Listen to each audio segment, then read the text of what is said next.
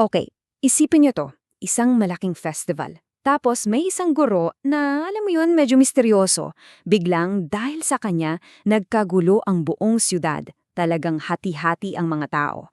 Sa ating pag-uusap na yon, titingnan natin kung paano ba nangyari na ang isang boses lang, yun pala kayang-kayang magdulot ng ganito kalaking alon at, well, away-away. At nagsisimula ang lahat sa isang napakasimpleng tanong. Bakit naman magtatago ang isang sikat na tao, di ba? Kung kilala ka na, bakit ka pa maglalakbay ng palihim? May tinataguan ba siya? O baka naman may ibang plano, may diskarte? Yung tanong na yan ang magbubukas ng buong kwento natin ngayon. Okay, simulan natin. Ang setting, Judea. Imagine, kasagsagan ng piyesta ng mga tolda. Parang ang saya, di ba? Pero teka, may malaking problema. Ayaw pumunta ni Jesus doon. Bakit? Kasi ang mga leader doon gusto siyang ipapatay. Grabe! So bago pa man magsimula yung mismang piyesta, yung tensyon, andun na, sobrang taas na. At alam nyo kung saan galing yung pinakamatinding pressure? Sa sarili niyang pamilya. Imagine that! Yung mga kapatid niya na sa totoo lang hindi pa naniniwala sa kanya noon, sinasabi sa kanya, "Oy, magpakitang gilas ka na. Ipakita mo kung sino ka sa lahat." Gusto nilang sumikat siya. Pero ang sagot niya, medyo palaysipan. Hindi pa ito ang oras ko. Ano kayang ibig sabihin nun, no? So, akala mo hindi na siya pupunta, di ba? Eto na yung plot twist. Pumunta pa rin siya. Pero, hindi in a big way. Hindi hayagan. Patago. Palihim. Lalo tuloy nakakaintriga. Di ba? Bakit kailangan magtago kung pupunta ka rin lang pala? Ano ba talagang nasa isip niya? So dahil nga't patago siyang dumating, yung buong Jerusalem naging parang Marites capital. Puro bulungan. Habang yung mga leader, abalang-abala sa paghahanap sa kanya. Yung mga tao naman sa kalsada, "Uy, nakita mo ba siya? Nandito daw siya." Alam mo yun, puro chismis, pero may halong kaba at takot. At ano yung pinag-uusapan nila? Grabe, sobrang divided yung mga tao. Sa isang side, sinasabi, ang bait niyan, mabuti siyang tao. Sa kabilang side naman, nako, manluloko yan, nililinglang lang niya ang mga tao. Imagine, dalawang magkaibang pananaw, nag-aaway sa mga iskinita.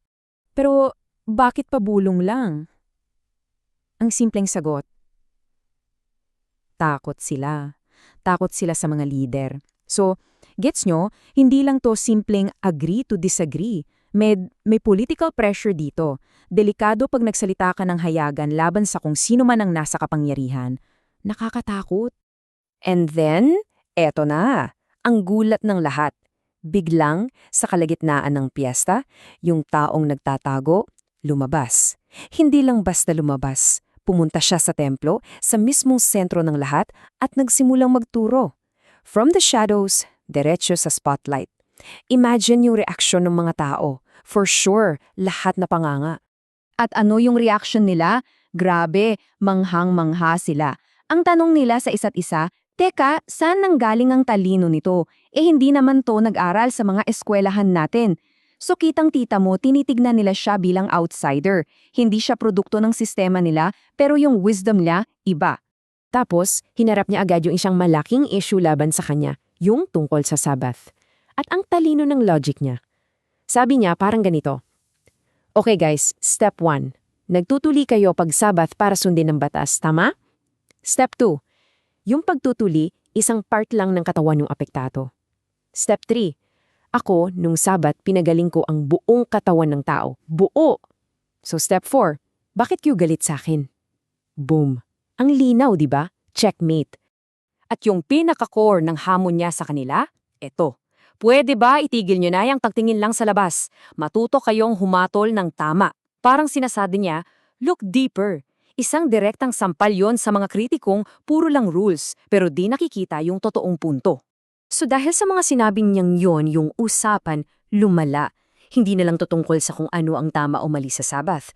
Ang tanong na ngayon ay, sino ka ba talaga? Dito na pumasok yung debate kung siya na ba yung Mesiyas na hinihintay nila. At dito natin makikita kung bakit sila naguguluhan.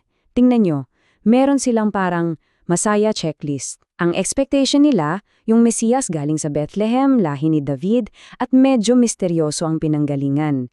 Ang nakikita nila kay Jesus, taga Galilea. Hindi nila alam kung anong lahi. At ang tingin nila, alam namin kung saan galing tong taong to. So para sa kanila, bagsak siya sa checklist. Hindi siya pumasa sa standards nila. At anong naging resulta ng lahat ng to? Yung siyudad, watak-watak na talaga. Tingnan mo, may malaking chunk, mga 40%, naniwala sa kanya. Pero may 30% na gustong-gusto na siyang ipahuli. At may isa pang 30% na, alam mo yun, undecided, hati pa rin. Yung presensya niya lang, literal na hinati ang buong community. At dito na tumitindi ang kwento. Dahil parami ng parami yung naniniwala sa kanya. Yung mga leader, di na napigilan. Sabi nila, tama na to. Nagpadala na sila ng mga gwardya para arestuhin siya. In public. Ito na yung laban. Yung salita ng isang tao versus sa buong puwersa ng gobyerno. Pero heto yung isa pang di inaasahan. Bumalik yung mga gwardya. Walang dala, walang huli. Tinanong sila ng mga boss nila, bakit wala kayong dala? Ang sagot ng mga gwardya, simple lang pero sobrang bigat.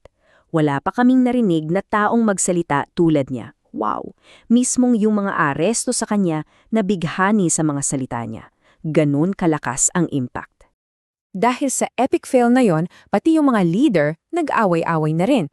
Sa isang banda, yung mga pariseo galit na galit sa mga gwardya. Ano? Nauto rin kayo? May naniniwala ba sa kanya sa atin? Pero sa kabilang banda, may isang miyembro nila, si Nicodemo, tumayo at nagsalita.